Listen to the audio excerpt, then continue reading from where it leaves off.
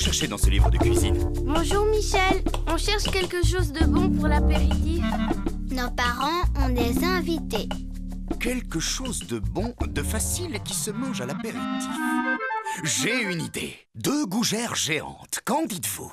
Géante? Mais Michel, tu sais, ils sont 4 seulement. T'as pensé aux ingrédients? On n'a pas le temps d'aller faire des courses. Je suis presque sûr que vous avez tout dans vos réserves.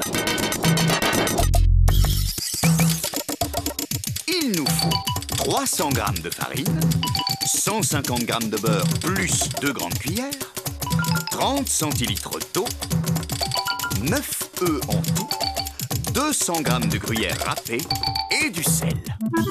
Super, tout est là.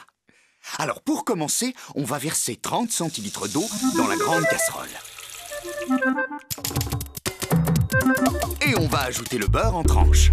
Comment on fait pour avoir 125 grammes? Eh bien, un paquet de beurre pèse 250 grammes. Si on le coupe en 2, ça fait combien? 1,5 kg? Moi je sais, ça fait 125 grammes. Bravo, Prune. Voilà, et j'ai plus qu'à ajouter une petite tranche et ça fera 150 grammes. C'est moi qui coupe le beurre. Très bien. Maintenant, on va ajouter les tranches dans l'eau. Oh, on dirait des petits poissons. T'as déjà vu des poissons carrés, toi? Tu veux bien te charger de saler, Bob? Ha, je donne à manger aux petits poissons. Et puis, on pose la casserole sur feu moyen. Regarde, Michel, mes petits poissons au beurre. Ils disparaissent. Est-ce que ça bout? Parfait. Alors, on va ajouter la farine. Mais attention, d'un seul coup. Ensuite, on mélange énergiquement avec la cuillère en bois.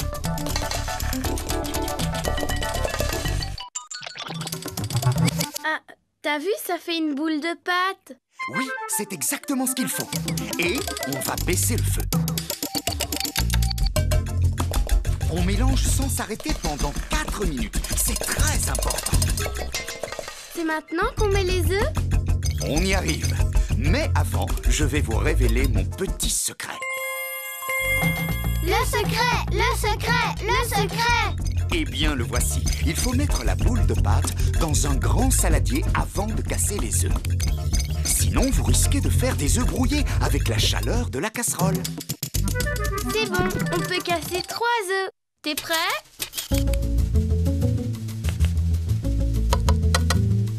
Un, 2, 3. On mélange très vite avec la cuillère en bois jusqu'à ce que la pâte soit bien homogène. Comment tu as dit? Momo quoi?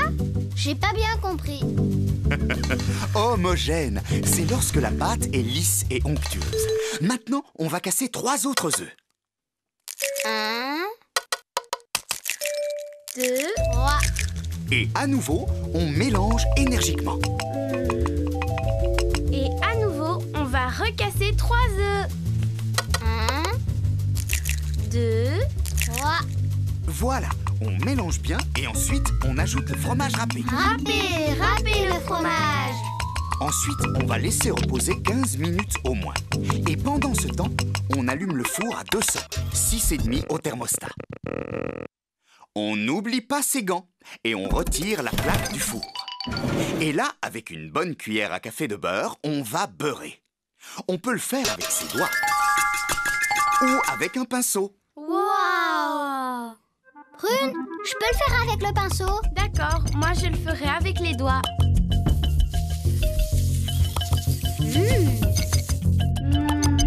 Oh.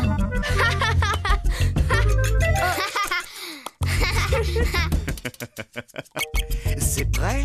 Bien. Avec une cuillère à soupe, on va répartir la moitié de la pâte dans le plat, cuillère après cuillère, pour faire une couronne. Pâte. Oh,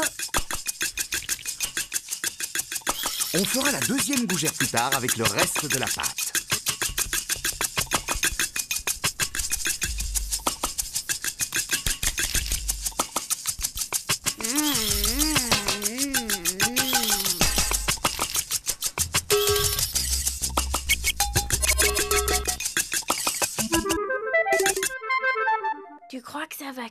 toi, un gros truc comme ça avec un trou. Franchement, ça m'étonnerait. On pose la plaque à mi-hauteur et on laisse cuire 40 minutes. Ah! Qu'est-ce qu'on peut bien faire pendant tout ce temps? La vaisselle? Peut-être. Oui, c'est moi qui commence. Michel, on n'oublie pas ses gants. Attention, fermez vos yeux. Et maintenant, ouvrez-les. Waouh! Tu nous as fait une farce. C'est pas cette pâte-là qu'on a mis dans le four. Bien sûr que si, mais elle a cuit. Il faut attendre qu'elle refroidisse pour pouvoir la goûter. Et à l'aide d'une spatule, on détache la gougère de la plaque. Et on la pose sur une grille pour qu'elle sèche des deux côtés. Au fait, quel est le secret pour réussir une bonne gougère? Bob, tu te souviens? Oui. C'est quand on casse les œufs. On sort la boule de pâte de la casserole chaude et on la met dans un grand saladier. Et puis, on casse les œufs dessus. Sinon, on risque d'avoir des œufs brouillés. Chut, Michel, j'entends parler. Les invités sont là. Tu nous coupes quelques morceaux? Pendant que vous les servez, je prépare la deuxième gougère. Hé, je croyais que c'était pour les amis de vos parents. Vaut mieux la goûter avant, au cas où elle serait pas bonne. Oui, bien sûr.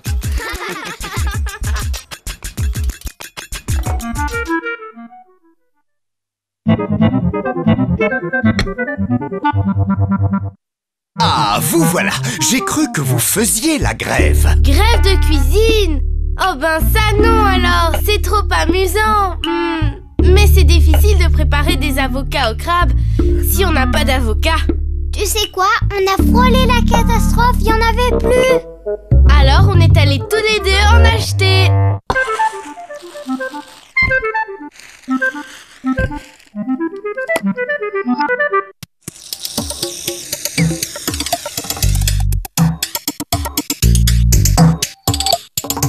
Bravo, vous avez été très efficaces les enfants. Mais ils ne sont pas mûrs ces avocats.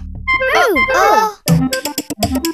Si on avait fait les courses avec toi, tu nous aurais conseillé. C'est une bonne idée. Un jour on ira ensemble et je vous montrerai comment choisir les produits. Youpi! Mais comment on va faire maintenant? Pas de panique, on a des avocats bien mûrs. Ils sont rangés dans un tiroir. C'est un de mes secrets. Le secret! Le secret! Le secret! Pour être sûr d'avoir des avocats mûrs, on les achète 2 jours en avance. On les enveloppe soigneusement un par un dans du papier journal et on les met dans un tiroir. Pourquoi on fait ça? Pour qu'ils mûrissent lentement, protégés de l'air, à température ambiante. Le froid retarde le mûrissement. Je vais utiliser ce papier pour envelopper ce qu'on vient d'acheter. Attention, c'est fragile les avocats. Oups! Ah oui, c'est vrai. Quand je veux m'amuser, je jongle avec des citrons. C'est moins C'est risqué. drôlement fort. Tu crois qu'on sera prêt pour le dîner? Mais oui, les avocats sont très rapides à préparer. Tu crois? Surtout que vous avez déjà fait la mayonnaise et que j'ai sorti tous les ustensiles en vous attendant. Nous, on s'occupe des trucs qui se mangent. Ça s'appelle les ingrédients. Pour 4 personnes, il faut de la mayonnaise, du ketchup, un citron, une grande boîte de miettes de crabe, 8 olives noires et 4 beaux avocats bien mûrs.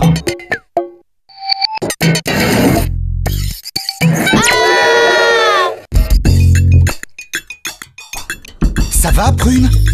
Oui, je sais ce que tu penses. On fait rien de bien quand on va vite. Je peux ouvrir la boîte de crabe? Bonne idée! Je fais quoi, moi? Le jus de citron, si tu veux. Hop, hop, hop, hop, hop. Utilise plutôt le presse-fruits. Regarde comment je fais. On commence par piquer la pointe du couteau dans le citron. Ensuite, on enfonce la lame et on coupe. Comme ça. Le couteau ne dérape pas et on ne se blesse pas. Attention, Prune. Les couvercles des boîtes de conserve sont extrêmement tranchants. Ah? Ensuite, on pose la passoire sur une assiette. Pourquoi? Y a rien dedans. On va mettre le crabe. Le jus que contient la boîte va s'égoutter dans l'assiette creuse pendant qu'on retire les cartilages de la chair du crabe. On retire quoi de la chair? Le cartilage, c'est des morceaux durs, blancs, un peu transparents, comme des arêtes, mais plats. Ça y est, on a fini. Je peux mettre le crabe dans le saladier? Mais d'abord la moitié du bol de mayonnaise. Oh, mais il y a bien une poubelle dans cette cuisine. Pourquoi on ne s'en sert pas?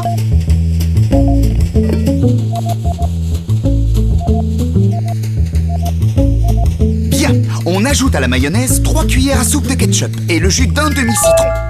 On mélange. La mayonnaise devient de plus en plus liquide. Oui, c'est normal. On va la laisser de côté pour le moment et s'occuper des avocats. C'est drôle, ça ressemble à une grosse poire. C'est vrai. Vous savez que l'avocat pousse sur un arbre. J'ai jamais vu d'arbre avec des avocats sur les branches. L'avocatier pousse dans les pays chauds. Vous pouvez essayer d'en faire pousser un, mais il ne donnera pas de fruits. Je vous dirai comment faire. Je sais pas si je vais aimer ça. Ça sent vraiment rien du tout.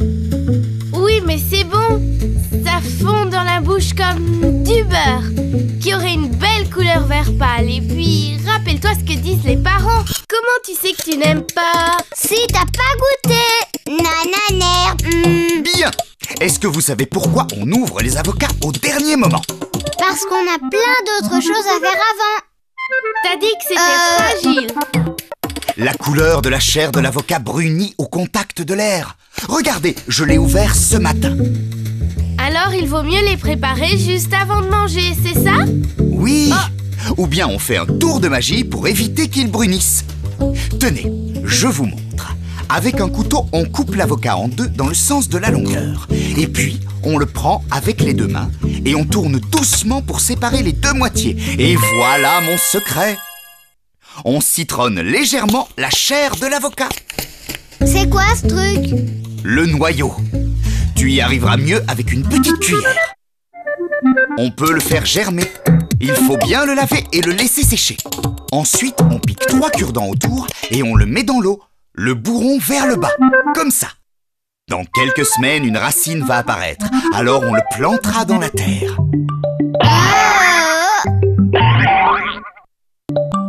Je les pose sur le grand plat? Oui. Maintenant, on va ajouter les miettes de crabe bien égouttées dans le saladier où il y a la mayonnaise au ketchup. Et on mélange avec une cuillère. Moi aussi, je goûte toujours pour savoir si c'est bien assaisonné. Oui, mais quand il y a 3 cuisiniers, il faut prévoir plus. Avec une grande cuillère, on remplit les avocats avec la préparation et on pose une olive sur chacun. Ça a l'air bon.